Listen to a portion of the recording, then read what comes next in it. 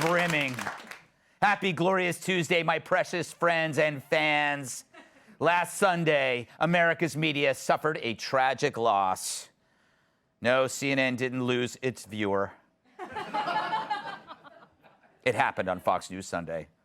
If I can't go home and explain it to the people of West Virginia, I can't vote for it. And I cannot vote to continue with this piece of legislation. I just can't. I've tried everything humanly possible. I can't get there. You're done. This is a no. This is a no. Wow, that was pretty good, huh? Who knew it took Chris Wallace to leave before the Sunday show breaks actual news? I kid the Chris, we're very close. He went off to something that's called CNN Plus. Good luck, Chris, but one tip, avoid bring your children to work day. For their sake. Because, you know, a lot of perverts over there. So there's deep sadness for the press who invested so much in a different outcome. You know, it's like leaving a bunch of Christmas presents in your car only to find out that while you were in the mall getting a pretzel, somebody broke into your car and stole them all. Some breaking news. Senator Manchin has just said that he is a firm no on this legislation. Manchin is a mercurial person to be dealing with from people I've talked to within the White House. We know this to be true. And he, you know, may want to be a kingmaker in some ways when it comes to this legislation. This is Joe Manchin wanting to extend the Joe Manchin show, period. At least he has a show. Who is that guy? Anyway. Did you hear that audible gasp from the first panel of mourners? It sounded like someone was standing on Wolf Blitzer's oxygen hose. Or maybe someone accidentally clicked on Tubin's feed. That would cause me to gasp. Turns out they were devastated they didn't get the $1 trillion spending bill they neither bothered to debate or much less read. Yeah, they were mad that their side lost, and that was it. It was once again politics as sport. And they bet 20 grand on the heavily favored team, and they lost. And like the crybabies they are, they lost and wanted to take their ball and go home. Although in Stelter's case, it was probably a meatball. Because he likes to eat. Just in case you didn't get it. Hearty eater, Susan. And poor Jennifer Rubin, one of the truly broken casualties steamrolled by Trump. She wrote that democracy is now hanging by a thread. Which is exactly how your family will find you in the basement if you ever read her on a regular basis. That crackpot's been wrong more times than Boris Johnson's barber. She makes no sense. Manchin operated just as our political system should. It's a republic. He stood up to both the hard left progressives and the media's hysterical pressure and told them to shove it up their collective puckered asses. It's just a biological description. He put his constituents first. You know, those rubes that the media despise. Loathsome gasbag Bette Midler described West Virginians as, quote, poor, illiterate, and strung out. All things you'd have to be to sit through one of her movies. I'd rather be waterboarded with Mountain Dew than watch beaches. Yeah, I don't care. What's she gonna do to me? Later, she was forced to apologize for saying what she believed and what the media, entertainment, and academia believe too, that they're smarter than all of you. But of course they aren't, they're stupid. I mean, who mourns for the death of a bill that they didn't even read? And the bill sucked from the start. It's based on a strategy meant to make it impossible to analyze. Fact is, everything the government produces is gigantic on purpose, including their mistakes. You know, it's like an insurance company that puts you on hold.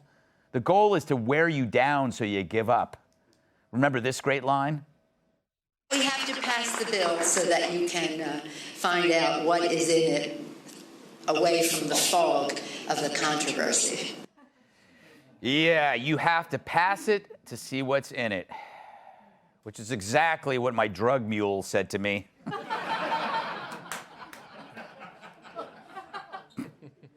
R.I.P. drug mule. Pay first, then see what you're getting? I don't know. That logic doesn't work in the real world, does it? And then he said it's probably malignant. Thank you. I'll get this. Oh, Excuse me, miss. Yeah? There's a problem. This doesn't list what we ordered, and it says I owe you $18,000. How can pad thai be $18,000? Well, you also ordered a Diet Coke. So why don't you pay now, and then we'll discuss this afterwards. Well, can you tell me why it costs this much now? This is a lot of money. Can't you just pay now, you racist piece of... You had to get the shrimp. Yeah. But there is a bigger picture here. When Biden ran for office, he had to clear a very low bar. A return to normalcy is what he called it. He pushed that bit of business, and then he returned to the basement and curled up in a doggy basket next to an old Bowflex machine. Everybody has one. Normalcy meant his resting heart rate of 0. But yeah, after 4 years of wearing the leather jacket of Donald Trump, it was time for America to put on that fuzzy, warm cardigan that was Old Joe. Except it turned out that cardigan was made of a type of wool that everybody's allergic to. And even moths couldn't stomach the taste. With soaring inflation and escalating crime waves still denied by the Democrats, and a pandemic panic worsened by a befuddled president, a new poll finds that 70% of voters call this a bad year, with over half saying it was awful for them personally. And that doesn't even include the Cuomo brothers or Alec Baldwin.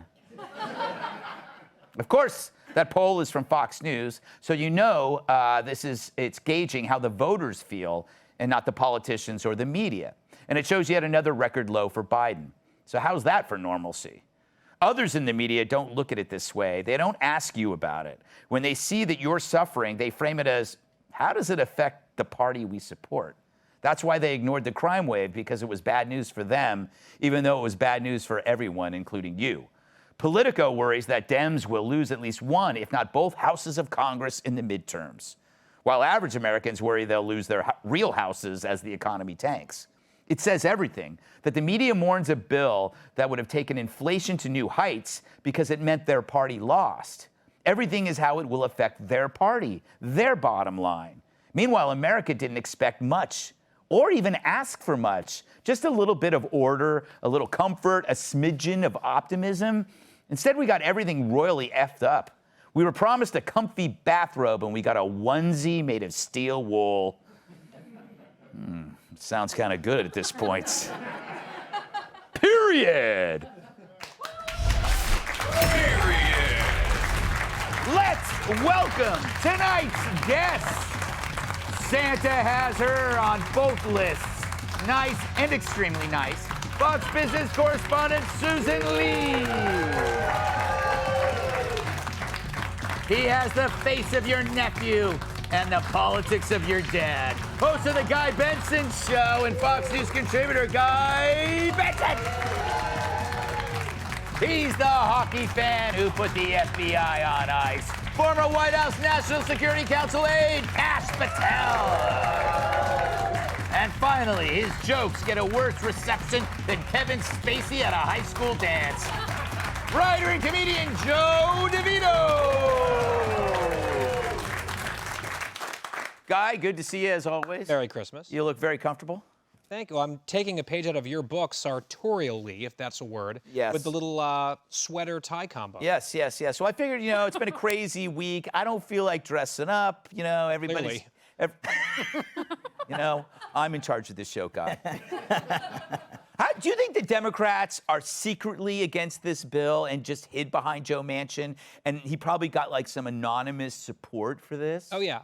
Definitely, I'd say one or two. Yes. And when he's out there sort of taking all the fire, he's the lightning rod on things like the filibuster, there's probably 6 or 7 saying, thank you, Joe. It works for you back home. It works for us just to keep our mouths shut as long as this thing doesn't move forward, which it hasn't.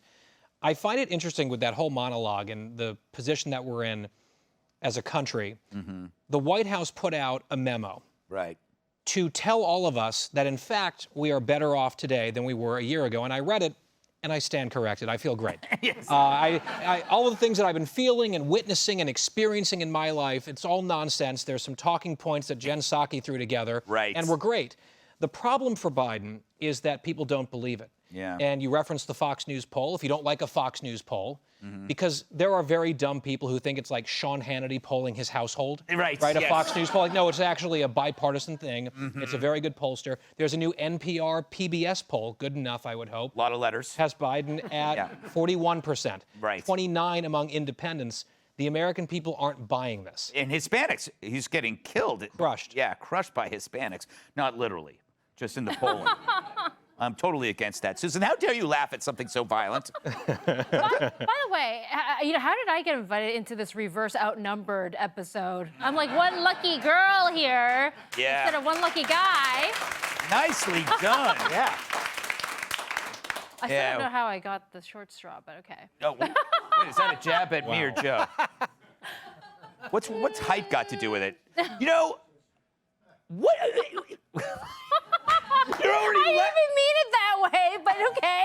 That's how it's being taken. What would have happened if this $1 trillion spending bill passed? What would happen to the economy when we're already see inflation over almost 7%, right? Oh, that's right, It would go to 45. at least, and this is just my conservative prediction, 100%. It would go to 100%. Yeah. Well, okay, so Joe Manchin said no to $2 trillion, but he's counter-offering $1.8 trillion. Right.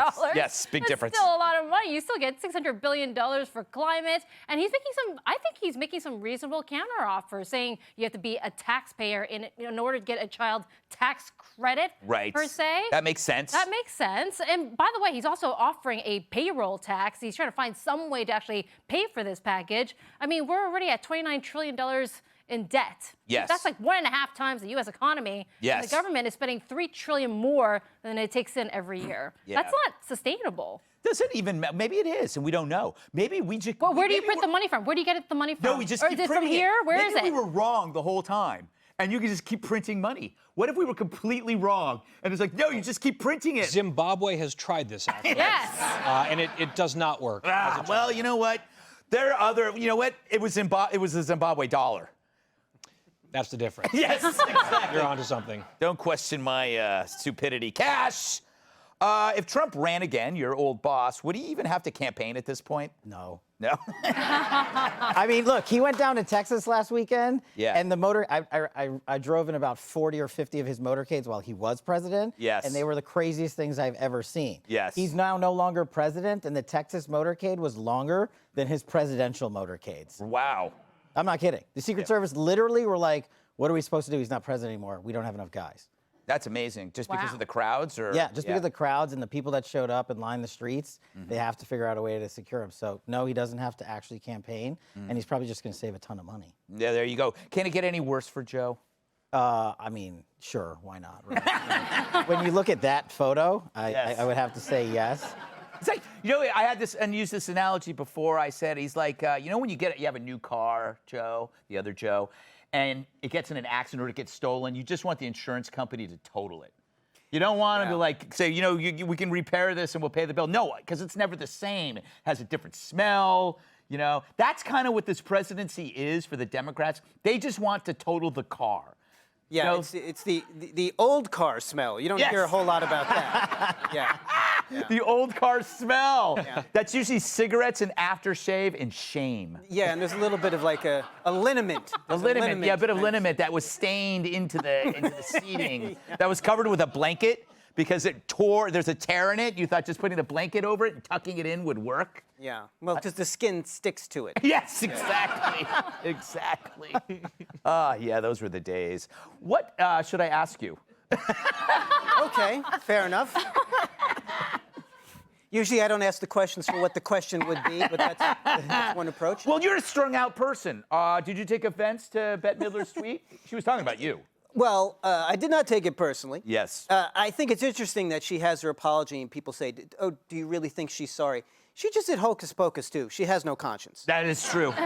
So I think one of the things we've seen over the past couple of years is that if there ever was a veil over the way these people view the rest of the United States, it's been ripped back. Right. She clearly sees the people of West Virginia as a bunch of meth addict hillbillies, and then to say anything afterward, like, oh, well, I didn't really mean that for the fine people of West Virginia. Well, it's a little bit late for that. Yes, exactly. So, yeah, and it's just interesting to see the elite reaction because I'm sure when they heard Manchin, they thought, oh, we love our mansions. And they were like, oh, no, not that kind of mansion.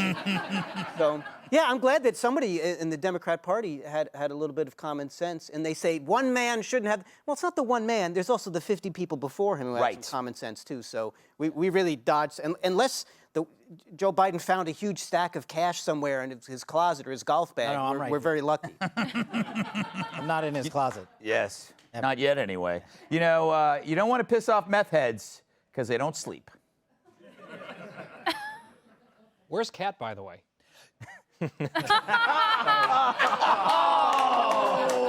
Oh, nicely done.